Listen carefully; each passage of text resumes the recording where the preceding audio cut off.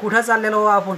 या भारत देशामध्ये 50 वर्षापूर्वी शाळा नव्हत्या, शिक्षणाचं प्रमाण कमी होतं, पण 50 वर्षापूर्वी या भारत देशामध्ये एकही वृद्धाश्रम नव्हता.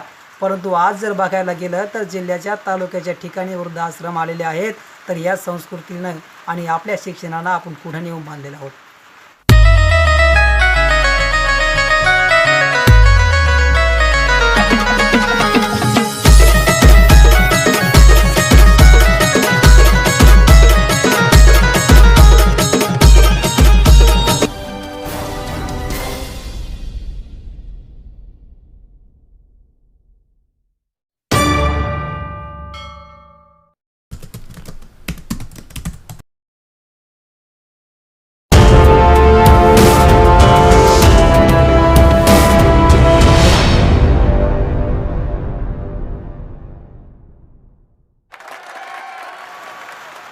नमस्कार, मी कृष्णा गाडेकर. महाराष्ट्राचा श्रीमंत युवा वक्ता राज्यस्तरीय ऑनलाईन वक्तृत्व स्पर्धेमध्ये विषय मांडतोय वृद्ध आई वडिलांच्या व्यथा. मित्रांनो, एक दिवस मी आमच्या गावातील वृद्ध आजी आणि आजोबापाशी सहजच गप्पा मारत बसलो होतो. त्या आजी आजोबांना 2 मुलं व 2 मुली होत्या. एक मुलगा जिल्ह्याच्या ठिकाणी चांगल्या पदावर नोकरी करत होता, तर दुसरा मुलगा त्याच्या वाट्याला आलेलं शेत हे फक्त गावात राहून वाहत होता व त्या आजी आजोबांना वाडी काढून दिलेलं होतं व त्यांना उर्वरित शेत हे दिलेलं होतं. आणि दोन्ही मुलींचे लग्न झाले होते. असा आयुष्याचा भार त्या आजोबांनी 70 वर्ष घेतला होता. परंतु ज्या उतार वयामध्ये त्यांच्या सुरकुटलेल्या गालावर हसू येणार होतं, थरथरल्या हातामध्ये नातवांना घेऊन देवाच्या दर्शनाला जायचं वय होतं, अशा वयामध्ये मात्र त्या आजी आजोबाला वायली काढून दिलं होतं व त्यांच्याबरोबर कोणीही बघत नव्हतं. आणि ते दोन्ही मुलं आपापल्या कुटुंबामध्ये मग्न होते. परंतु या आजी आणि आजोबाचे हे खितपत पडलेले होते. त्यांच्या चेहऱ्यावर मला नेहमी नैराश्य दिसायचं, पश्चाताप केलेल्याची भावना दिसायची.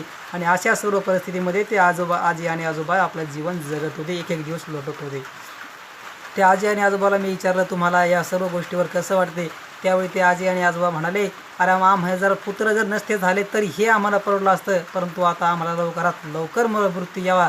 जर अशी जर परिस्थिती आजी आणि आजोबाची व प्रत्येक आई वडिलांची जर होत असेल तर मला सांगा, आपला भारत हा संस्कृती प्रधान आहे, मग हे कसं काय घडलं आहे? याला कारणीभूत कोण आहे? अरे ही परिस्थिती ग्रामीण भागाची आहे, पण शहरी भागाची परिस्थिती याच्यापेक्षाही गंभीर आहे. एकदा या मागं व्हायरल झालेल्या एका व्हिडिओमध्ये एका मुलानं आपल्या आईला गच्चीवरून खाली लोटून दिलं होतं. आणि वृद्धाश्रमामध्ये आई वडिलांची संख्या वाढलेली आहे व जास्तीत जास्त मुलं आहेत, आई वडील आहेत श्रीमंताच्या मुलाची आहेत, शिकल्या सवरल्यांच्या मुलाची आहेत. मग आम्ही नेमकं शिक्षण घेतलं आहे काय? आम्ही नेमकं शिकून करतोय काय? अरे एका वाटेनं आपण भारत हा प्रगती करत आहे, पण दुसऱ्या बाजूनं आपण मागं चाललेलो आहे. हे या गोष्टीचं कारण काय? आपण कुठंतरी या गोष्टीचं कारण शोधायला हवं आणि या गोष्टीकडे लक्ष द्यायला हवं. आपल्या भारत देशामध्ये जर बघायला जर गेलं तर भक्त कुंडलिक नावाचा एक महान भक्त होऊन गेला.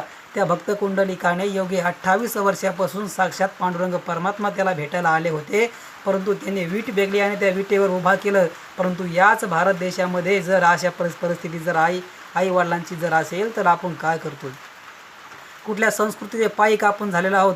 14 फेब्रुवारीला परकीय संस्कृतीचा प्रेम दिन आपण साजरा करतो, परंतु भारतीय संस्कृतीचं काय?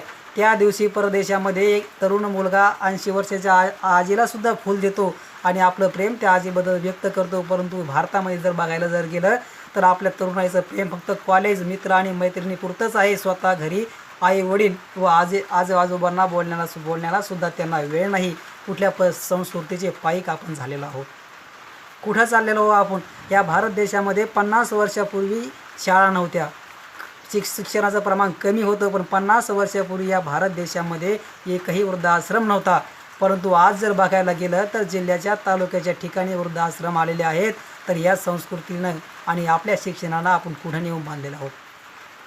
जर शिक्षणापासून जर माणूस हा संस्कृतीपासून बाजूला जात असेल तर शिक्षण घेऊन उपयोग काय? अरे आपण जर बघायला जर गेलं तर एका हिशोबानं जर आपण विचार केला तर तंत्रज्ञानाच्या बाबतीत भारत हा पुढं जात आहे, विकासाच्या बाबतीत भारत हा पुढं जात आहे, परंतु संस्कृतीच्या बाबतीत मात्र आपण मागं येत आहेत. परंतु या गोष्टी जर आपण वेळेवर जर नाही थांबवल्या, त्याच्यावर जर विचार नाही केला तर खऱ्या अर्थाने एक वेळ आपल्याला असं म्हणावे लागेल की आपण सोन्याच्या मागे धावता धावता परीस आपल्या हातून गेला. कारण की परीसाला सोन्याची गरज नसते. परीस जर असला तर ते सोनं कोणत्याही गोष्टीचं आपण करू शकतो, परंतु संस्कृतीरूपी परीस आपण सोडून देऊन सोन्यारूपी रथाच्या मागे फक्त धावत चाललेलो आहे. शिक्षणाच्या माध्यमातून ह्या सर्व गोष्टी समाजापुढे आल्या पाहिजेत. शिक्षणाच्या माध्यमातून माणूस हा दया, प्रेम ह्या गोष्टीत जिव्हाळा, आपुलकी हे सर्व गुण त्याच्यामध्ये जोपासले जायला हवेत. तर मग हे जर सर्व गुण जोपासले तरच खऱ्या अर्थाने आपण काहीतरी सर्व गोष्टी धरून चाललो आणि आपण सुद्धा या संस्कृतीचे, भारतीय संस्कृतीचे पाईक आहोत असं म्हणण्याला छातीठोकपणे आपल्याला म्हणता येईल. जगाच्या पाठीवर खूप देश आहेत, 200हून जास्त देश आहेत, पण एकाही देशाला माता म्हणलं जात नाही. परंतु जगाच्या पाठीवर भारतच असा देश आहे ज्या देशाला भारत माता म्हणलं जातं. कशामुळं म्हणलं जातं की या देशामध्ये अनेक राजे महाराजे होऊन गेले, परंतु संस्कृतीच्या खिलाफ जाऊन कोणीही वागलं नाही.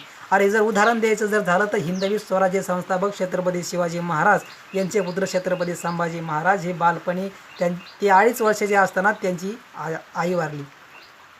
परंतु 2.5 वर्षापासून राष्ट्रमाता राजमाता जिजाऊ यांच्यावर त्यांच्या पालनपोषणाची व संस्काराची जबाबदारी पेरली.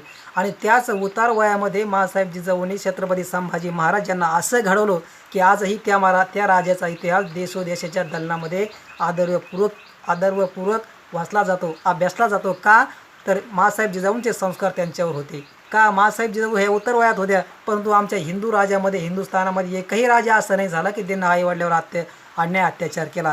त्यामुळेच छत्रपती संभाजी महाराज घडले.